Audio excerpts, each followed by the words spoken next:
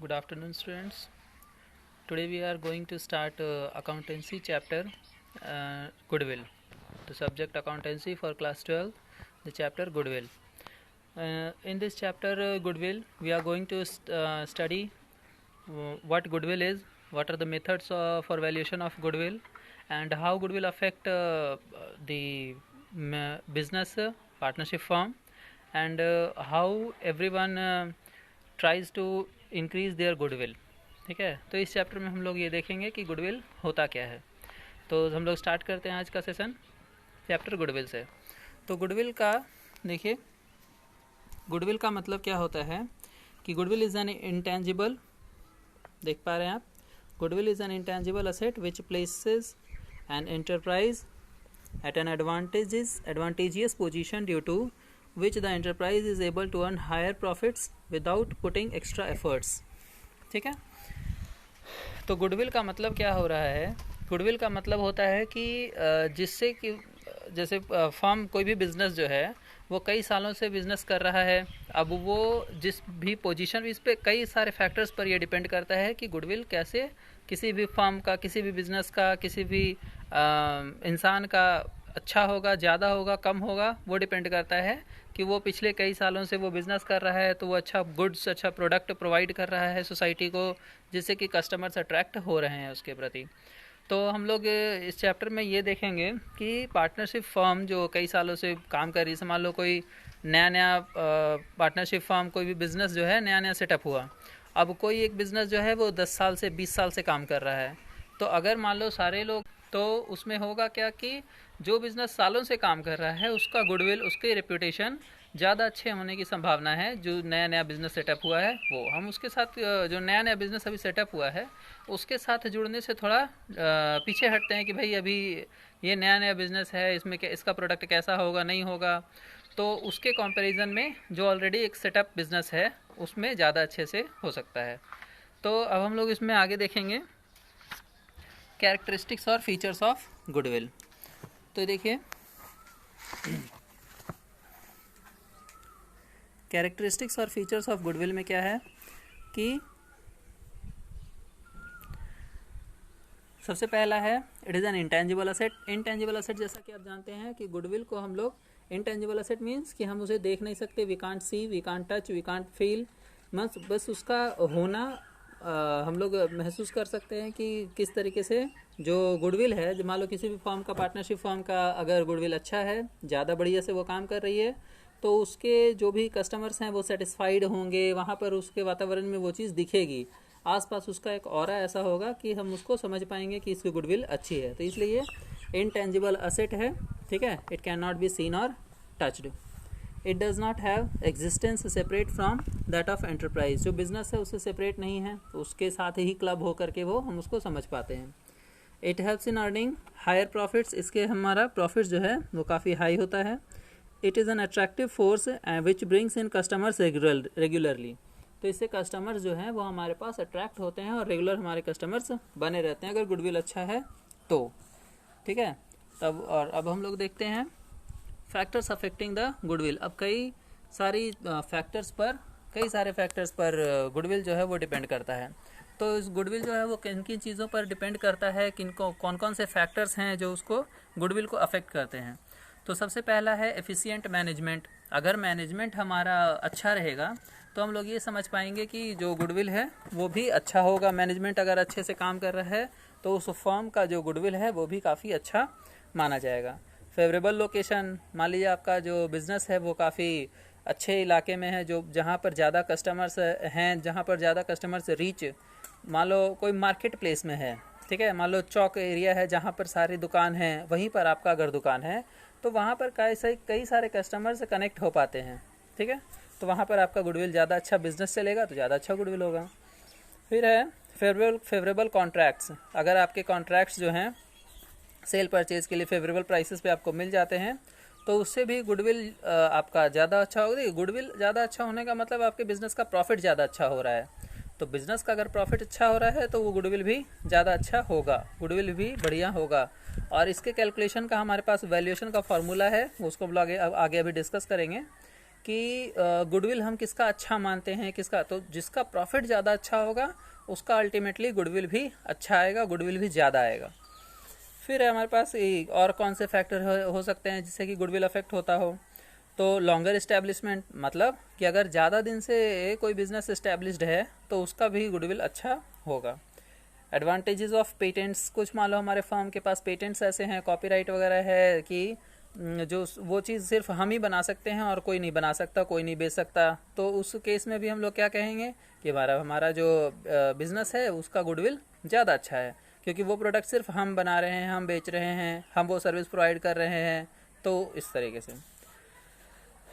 ठीक है, quality product अगर आप दे रहे हो, मार्केट सिचुएशन आपका ज़्यादा अच्छा है, रिस्क बिजनेस में जो है वो अगर कम है, ठीक है, नेचर ऑफ बिजनेस ऐसा है कि जो मान लो कि हमारा जो जिस नेचर के, मतलब हम ऐसे बिजनेस से डील करते हैं जिसका डिमांड बहुत हाई रहता है, हमेशा हाई रहता है, तो उसका गुडविल भी अच्छा होगा। ठीक है, तो जैसे मान लो हमारा पेट्रोल बेचने का है, तो पेट्रोल की डिमांड हमेशा अच्छी ही रहती है, तो वहाँ पर किसी भी पेट्रोल बेचने वाला दुकान का गुडविल ख़राब होगा नहीं। ठीक है, अगर हम अच्छा सप्लाई अपना क्वालिटी प्रोडक्ट भी दे रहे हैं तो हमारा गुडविल भी अच्छा होगा। तो ये सारी चीज़ें फैक्टर्स अफेक्टिंग गुडविल है कि किस तरीके से होता है। अब क्लासिफिकेशन ऑफ गुडविल की अगर हम बात करें तो दो प्रकार के गुडविल होते हैं, लेकिन क्लास 12th लेवल पर हमें सिर्फ मतलब दो होते हैं क्या, एक परचेज्ड गुडविल और एक सेल्फ जनरेटेड गुडविल। ठीक है, तो सेल्फ जनरेटेड गुडविल में क्या है कि वो खुद से जनरेट होता है, हम उसकी स्टडी हम लोग हायर क्लासेस में करेंगे, क्लास 12th वगैरह, ये ग्रेजुएशन वगैरह में। यहाँ पर हमें जो है वो परचेज्ड गुडविल के बारे में पढ़ना होता है, और ये अकाउंटिंग स्टैंडर्ड 26 है, इंटेंजिबल असेट्स, वो इसको रेगुलेट करता है। ठीक है, तो अब देखिए इस पर एक क्वेश्चन देख लेते हैं कि किस तरीके से होता है।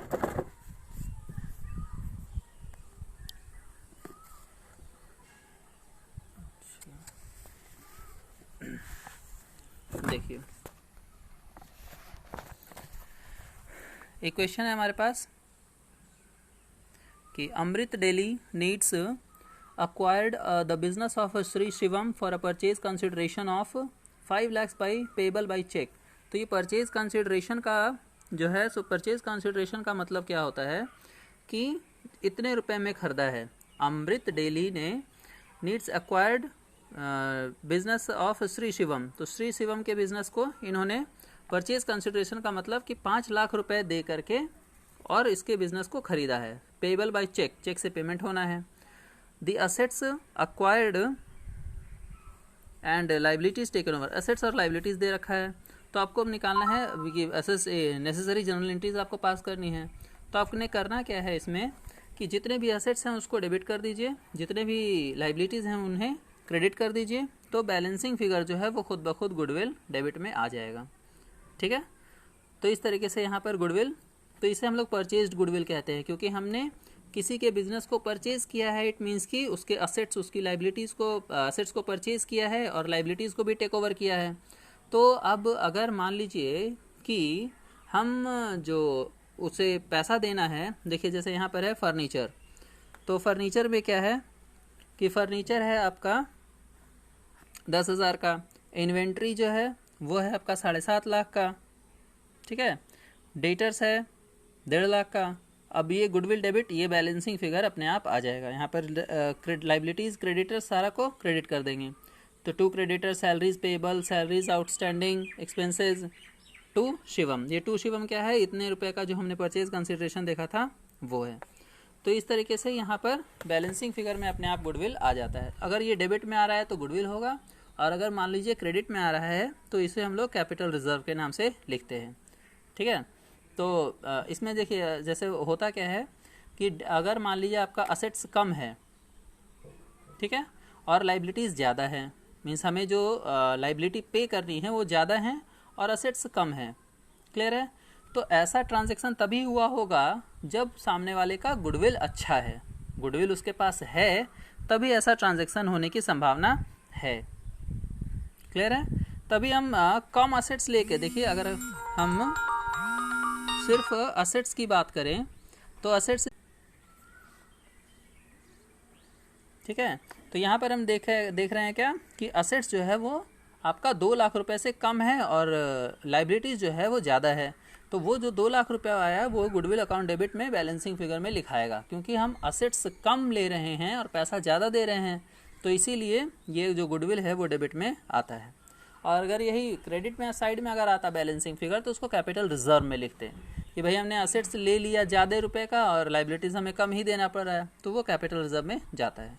फिर Shivam account debit to bank, ये 5 लाख रुपये जो परचेज कंसिडरेशन हमने कहा था कि देना है, वो परचेज कंसिडरेशन 5 लाख रुपये यहाँ लिख देंगे। ठीक है, ये है आपका परचेज कंसिडरेशन का। अब हम लोग देखते हैं एक और क्वेश्चन, और वैल्यूएशन ऑफ मेथड किस प्रकार से होता है वो चीज़। तो वैल्यूएशन ऑफ मेथड में कई प्रकार के 3 प्रकार के मेथड आपको पढ़ने हैं। ठीक है, तो ये methods of valuation of goodwill में 3 मेथड्स हैं। पहला एवरेज प्रॉफिट मेथड, ठीक है, एवरेज प्रॉफिट मेथड में 2 है, सिंपल एवरेज प्रॉफिट मेथड और weighted average profit method. Super profit method दूसरा मेथड है, और कैपिटलाइजेशन मेथड, कैपिटलाइजेशन मेथड में 2 है, capitalisation of average profit method और capitalisation of super profit method. ठीक है, अब देखिए एवरेज प्रॉफिट मेथड, तो 3 मेथड हो गया। पहला एवरेज प्रॉफिट मेथड, दूसरा सुपर प्रॉफिट मेथड, ठीक है, और तीसरा कैपिटलाइजेशन मेथड। तो अब एक एक करके हम लोग ये सारा चीज़ देखते हैं कि किस प्रकार से होगा। तो सबसे पहला एवरेज प्रॉफिट मेथड मींस कि हम एवरेज प्रॉफिट से कैसे गुडविल निकालेंगे, कैसे गुडविल कैलकुलेट होगा वो चीज़। तो इसमें जो है वो फॉर्मूला देखिए ये होता है गुडविल का, value of goodwill is equal to average profit into number of years purchase. ठीक है, तो ये गुडविल, तो एवरेज प्रॉफिट कैसे निकलेगा भाई, जितने साल का आपको प्रॉफिट दे रखा है उतने प्रॉफिट को हम लोग प्लस करके और डिवाइडेड बाय जितने नंबर ऑफ ईयर्स हैं उससे उसको डिवाइड कर देंगे। ठीक है, तो वो आ जाएगा आपका एवरेज प्रॉफिट। जैसे भी एवरेज निकालते हैं नॉर्मली कि भाई sum total of years profit divided by number of years, तो उस प्रकार से एवरेज प्रॉफिट निकल जाएगा। और into number of years purchase, अब ये नंबर ऑफ ईयर्स परचेज क्या होता है कि जितने साल से हम लोग अपना वो मानते हैं कि गुडविल जो है वो हमने अर्न करना शुरू कर दिया है, गुडविल जनरेट करना शुरू कर दिया है, हम लोग वहाँ से उसको लेकर के चलते हैं कि भाई इतना का गुडविल। तो ये आपको क्वेश्चन में दिया हो रहेगा, ये नंबर ऑफ ईयर्स परचेज जो है ये क्वेश्चन में दिया हो रहेगा। इसमें आपको कुछ कैलकुलेट करने की ज़रूरत नहीं है कि number of year purchase calculate करना हो, ऐसा नहीं मिलेगा आपको यहाँ पे। ठीक है, तो अब इस पर बेस्ड हम एक क्वेश्चन देख लेते हैं। क्लियर है, चलिए। अमन purchased Bharatendus business with effect from 1st April 2019. It was agreed that the firm's goodwill will be valued at 2 years purchase of average normal profit of the last 3 years. Profits of Bharatendus business for the last 3 years were given. 2017, 18 and 19 का 1 लाख 1,10,000 और 85,000 दे रखा है। ठीक है, तो 1 लाख में कह रहा है जो 2017 का प्रॉफिट है उसमें कह रहा है कि including abnormal gain of 10,000। Abnormal, अब ये एबनॉर्मल गेन क्या होता है कि मतलब कि जैसे मान लीजिए कि कोई ऐसा आपको गेन हो गया, ऐसा प्रॉफिट हो गया, सपोज हमने, जो कि नॉर्मली नहीं होता है, जैसे हम winning by horse race, winning by lotteries, कोई हमने लॉटरी जीत ली या कोई हॉर्स रेस हो गया, मतलब कि जो हमेशा नहीं होगा, हम हर साल हम हॉर्स रेस नहीं जीतेंगे, हर साल लॉटरी से विनिंग नहीं होगी। तो अगर ऐसा किसी साल हमने अर्न किया है तो वो नॉर्मल प्रॉफिट में, नॉर्मल बिजनेस में हम लोग उसको नहीं ले सकते। तो इसलिए यहाँ पर कह रहा है कि 2017 में 1 लाख का जो ये प्रॉफिट हुआ है उसमें 10,000 का एबनॉर्मल गेन है, तो हमें इसे हटाना होगा, मतलब कि इसमें एबनॉर्मल गेन को माइनस कर देंगे एवरेज प्रॉफिट कैलकुलेट करते समय। ठीक है, फिर क्या है 2018 में क्या है कि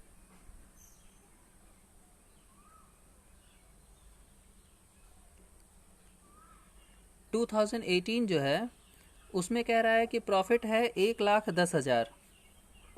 ठीक है, तो 1,10,000 आपका जो प्रॉफिट है उसमें कह रहा है after charging N abnormal loss of 20,000। ठीक है, 20,000 रुपये का इसमें एबनॉर्मल लॉस हुआ है। तो अब ये एबनॉर्मल लॉस क्या है वो देखिए। एबनॉर्मल लॉस का मतलब होता है कि ऐसा लॉस जो कि नॉर्मली नहीं होता हमेशा, ठीक है, ऐसा लॉस जो कि नॉर्मली नहीं होता है हमेशा, उसे हम एबनॉर्मल लॉस कहते हैं। जैसे लॉस बाय फायर, मान लो कि बिजनेस में कोई आग लग गया है, ठीक है, कोई असेट्स वगैरह जो का नुकसान हो गया या स्टॉक में आग लग गया, तो उसमें क्या होगा कि आपका उस साल का प्रॉफिट कम रहेगा। तो यहाँ पर हम लोग बात कर रहे हैं 2018 के, तो 2018 में हम देख पा रहे हैं कि 1,10,000 रुपये का प्रॉफिट दिखा रहा है। तो ये कह रहा है कि after charging N abnormal loss, ठीक है, after charging abnormal loss of 20,000। इसका क्या मतलब हुआ कि 20,000 रुपया का आपको लॉस हुआ है। तो इसका ये मतलब हुआ कि ये जो 1,10,000 दिखाया जा रहा है वो 20,000 से उसका प्रॉफिट कम है, क्योंकि एबनॉर्मल लॉस इसमें आ रहा है, तो लॉस से तो प्रॉफिट घट गया होगा इसीलिए। तो ये भी हम इसे प्रॉफिट को ऐड कर देंगे। तो यानी कि एबनॉर्मल गेन, क्या पता चला हमें, एबनॉर्मल गेन जो है वो माइनस हो जाएगा और एबनॉर्मल गेन लॉस ऐड हो जाएगा।